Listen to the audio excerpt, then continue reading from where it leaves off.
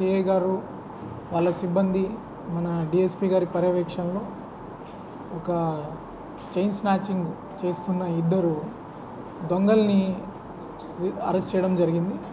వీళ్ళ దగ్గర నుంచి కూడా ఒక 3 చైన్ స్నాచింగ్ ఇన్సిడెంట్స్లో ఉన్న ప్రాపర్టీని రికవర్ చేశారు. ఒక 60 గ్రాములు సుమారు ఈ బంగారము, ఒక 5 లక్షల వరకు దీని విలువ ఉంటుంది.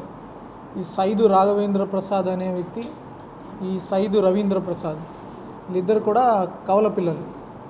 వీళ్ళిద్దరూ కలిసి ఈ దొంగతనాలు చేయడము, ఒకరినొకరు ఏకరూపంగా ఉండడం వల్ల తప్పించుకోవడం కూడా వాళ్ళకి కొంచెం సులభంగా ఉంటుంది. సో వీళ్ళు ఇంకా కొన్ని దొంగతనాలు ఏమన్నా చేస్తున్నారేమో కానీ ఫర్దర్గా కూడా వెరిఫై చేస్తాము.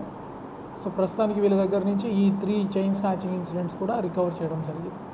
అండ్ ఐ అప్రిషియేట్ డిఎస్పి గారు, ఏలూరు 1 టౌన్ సిబ్బంది, తర్వాత 2 టౌన్లో కూడా ఒక 2 టౌన్ కేసు అయింది, 2 టౌన్ స్నాచింగ్ కేసు. అప్పుడు చూసుంటారు ఒక లేడీ కింద పడిపోయిన ఇన్సిడెంట్.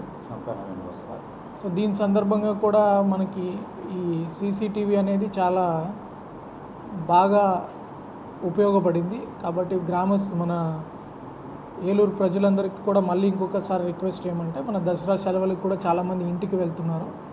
ఈ సందర్భంగా కూడా ఒక గూగుల్ ఫామ్ కూడా మనం సర్క్యులేట్ చేయడం జరుగుతుంది అందరికీ, జిఎంఎస్ కేసు ద్వారా, మీ వాట్సాప్ గ్రూపుల ద్వారా. మీరు ఎవరైనా లాంగ్ టైం మీరు ఇంటి నుంచి వెళ్ళిపోతుంటే దయచేసి మీ వివరాలు కొంచెం నమోదు చేసుకోండి. అవి నమోదు చేసుకుంటే ఆ ఏరియాలో కొంచెం మేము బీట్ పెంచుకోవడం కానీ, అక్కడ సర్వేలెన్స్ పెట్టడం కానీ ఎక్కువ చూస్తాము. అదే కాకుండా మనకి ఎల్హెచ్ఎంఎస్ కెమెరా వ్యవస్థ కూడా ఉంది. ఒకవేళ మీరు ఎవరైనా దూర ప్రాంతాలకు వెళ్తున్నారో, ఎక్కువ రోజులు ఇంట్లో ఉండట్లేదు అంటే, ఆ సీసీటీవీ కెమెరా ఎల్హెచ్ఎంఎస్ ద్వారా యాప్ ద్వారా రిక్వెస్ట్ చేసుకుంటే ఆ ఎల్హెచ్ఎంఎస్ యాప్ కూడా మీకు రిజిస్టర్ చేయడం జరుగుతుంది.